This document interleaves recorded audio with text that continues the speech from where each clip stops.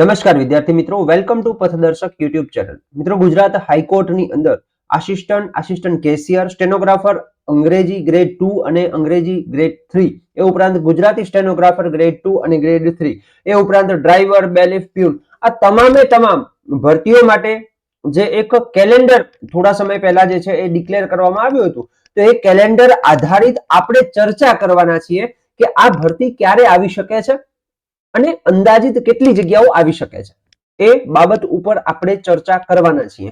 આ સંપૂર્ણ વિડિયો છે જે સંપૂર્ણ સંભાવના આધારિત છે. ઓફિશિયલ નોટિફિકેશન નથી, પરંતુ આપણે જે ઓફિશિયલ જે ભરતી કેલેન્ડર આવ્યું હતું એ આધારિત આપણે એક સંભાવના લગાડવાના છીએ, સંભવિત ચર્ચા કરવાના છીએ કે અંદાજિત નવી ભરતી ક્યારે આવી શકે છે એ અંગે આપણે ચર્ચા કરવાના છીએ. તો ચેનલની અંદર નવા હો તો ચેનલને કરી દો સબસ્ક્રાઇબ. અને જો તમે હાઈકોર્ટની તૈયારી કરો છો તો હાઈકોર્ટ સ્પેશિયલ આપણું વોટ્સએપ ગ્રુપ છે કે જેની અંદર તમને ગુજરાત હાઈકોર્ટની ભરતીની અપડેટ સરળતાથી મળતી રહે છે. તો વિડીયોના ડિસ્ક્રિપ્શન બોક્સની અંદર તમને ગુજરાત હાઈકોર્ટનું જે ભરતી ગ્રુપ છે, ભરતી માટેનું જે ગ્રુપ છે, વોટ્સએપ ગ્રુપ છે, એની લિંક તમને ડિસ્ક્રિપ્શન બોક્સની અંદર આપેલી છે. એની અંદર જઈને તમે જોઈન થઈ શકો છો. 971 જેટલા મેમ્બર છે જે આપણી સાથે આ ગ્રુપની અંદર જોડાયેલા છે.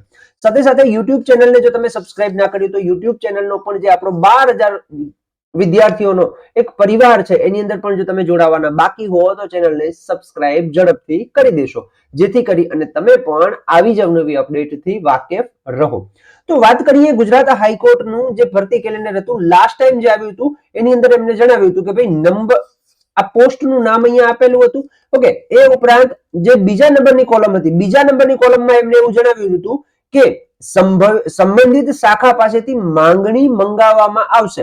બરાબર, ક્યારે મંગાવવામાં આવશે તો કે 30 એપ્રિલ આજુબાજુ મંગાવવામાં આવશે, 30 એપ્રિલ 2026. ઓકે, એના પછી છે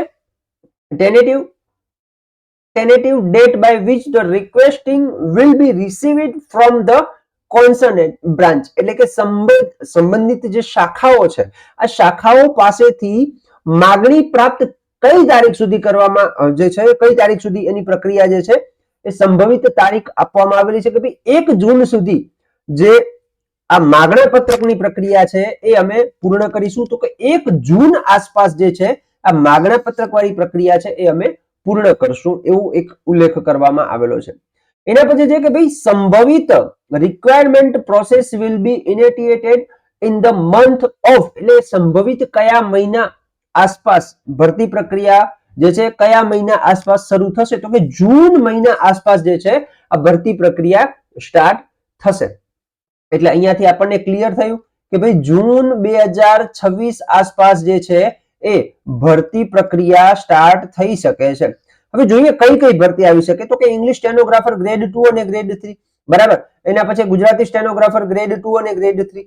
ઓકે, એના પછી છે લાઇબ્રેરિયન કમ રિસર્ચ આસિસ્ટન્ટ, પછી ઇંગ્લિશ સ્ટેનોગ્રાફર ગ્રેડ 2 ગ્રેડ 3 એની ઓલરેડી આપણે ચર્ચા કરી ગયા. આસિસ્ટન્ટ એન્ડ આસિસ્ટન્ટ કેશિયર એક આની ભરતી આવી શકે છે. બરાબર, એના પછી છે ડ્રાઈવરની ભરતી આવી શકે છે. બરાબર, ડ્રાઈવરની ભરતી આવી શકે છે. ઓકે, એના પછી છે પ્રોસેસ સર્વર એન્ડ બેલીફ. હવે આની જ ભરતી જે છે પ્રોસેસ સર્વર બેલીફની મને ઓછી સંભાવના લાગે છે. એના પાછળનું કારણ એ છે કે હમણાં લાસ્ટ ટાઈમ ભરતી થઈ છે. બરાબર, લાસ્ટ ટાઈમ ભરતી થઈ છે 200+ વિદ્યાર્થીઓની, તો એ પણ હજી પ્રોસેસ બાકી છે. એટલે આની સંભાવના નહીવત છે, કારણ કે હજી સૌથી પહેલા આનું જે વેટિંગ છે એ ઓપરેટ થશે, પછી નવી ભરતી થશે. ઓકે, એટલે આની સંભાવના મને નહીવત લાગી રહી છે. પણ પ્યુનની જે ભરતી છે, પ્યુનની એટલે કે પટ્ટાવાળાની જે ભરતી છે, આ ભરતી એક મોટી ભરતી આવવાની સંભાવના છે. મોટી ભરતી આવવાની સંભાવના છે. કયા આધારિત કહી શકાય તો કે મોટી ભરતી એક તો જો 2023 એક મોટી ભરતી આવી હતી, કઈ તો કે સાહેબ 1499 જગ્યાઓની ભરતી આવી હતી. બરાબર, એના પછી 2024 એક ભરતી આવી હતી પ્યુનની, કેટલી 200+ જગ્યાઓની ભરતી હતી.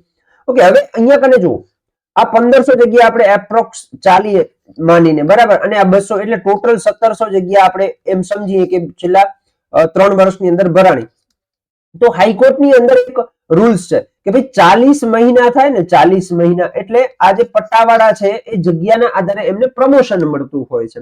બરાબર, પણ આ જે 40 મહિના પૂર્ણ થતા હોય એના 12 મહિના પહેલા એ લોકો એક ભરતી પ્રક્રિયાનું આયોજન કરતા હોય છે, જેથી કરીને આ જે પ્યુન છે જે અત્યારે કાર્યરત છે એમને જ્યારે પ્રમોશન મળે એની પહેલા એમની જે ખાલી જગ્યાઓ છે એ ભરાઈ જવી જોઈએ. આ પ્રકારનું એમનું આયોજન હોય છે.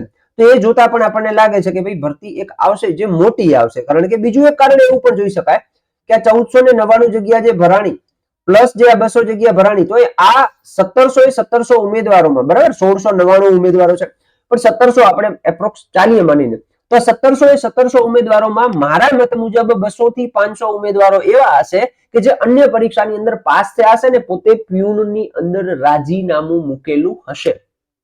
તો એ જોતા જે છે એ ભરતી આવી શકે છે, પૂરેપૂરી સંભાવના છે. હવે એમને એવું કહ્યું છે કે આ પ્યુનની જે ભરતી છે એ અમે માર્ચ મહિના સુધીમાં બરાબર માર્ચ મહિના સુધીમાં અમે પૂર્ણ કરશું. હવે માર્ચ મહિનો કયો? માર્ચ મહિનો કયો? તો કે સાહેબ માર્ચ મહિનો 2027 નો. કયો? 2027 નો. ઓકે, 2027 ના માર્ચ મહિના સુધી આજે 2 સ્ટેજમાં લેવાતી પરીક્ષા છે. 2 સ્ટેજમાં એટલે કઈ રીતે? તો કે સાહેબ એક લેખિત પરીક્ષા હોય છે, એક લેખિત પરીક્ષા હોય છે, એના પછી ડીવી હોય છે. શું હોય છે? ડોક્યુમેન્ટ વેરિફિકેશન હોય છે. ઓકે, એટલે આ 2 સ્ટેજની અંદર જે છે આ એનું આયોજન થતું હોય છે. બરાબર, stage of the requirement process including document verification stage. બરાબર, આ 2 સ્ટેજની અંદર લેવાતી હોય છે. એટલે કહેવાનો મતલબ કે માર્ચ સુધીમાં જે છે એમનો અંદાજ છે કે અમે આ ભરતી પ્રક્રિયા પૂર્ણ કરશું. એટલે જે પણ વિદ્યાર્થીઓ પ્યુનની તૈયારી કરવા માંગે છે, પ્યુનની વાટ જોઈને બેઠા છે, એ તૈયારી સ્ટાર્ટ કરજો, ચાલુ રાખજો. બરાબર, આવનાર સમયની અંદર એક મોટી ભરતીની સંભાવના લાગી રહી છે. આ સંપૂર્ણ સંભાવના બેઝ ઉપર આપણે ચર્ચા કરી રહ્યા છીએ, ફાઇનલ નોટિફિકેશન નથી.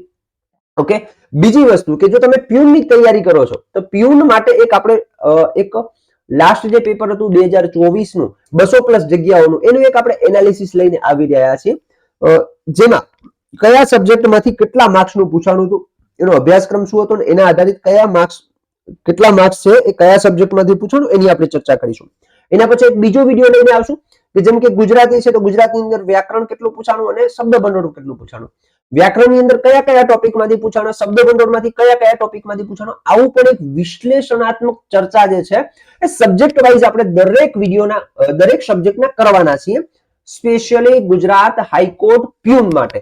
ઓકે, તો એના માટે જોડાયેલા રહો અને વિડીયો જો તમને ઉપયોગી લાગે તો તમારા મિત્રોને અવશ્ય શેર કરો અને આવી જ નવી માહિતી માટે જોડાયેલા રહો આપણી YouTube ચેનલ પથદર્શક સાથે. જય હિન્દ, જય ભારત.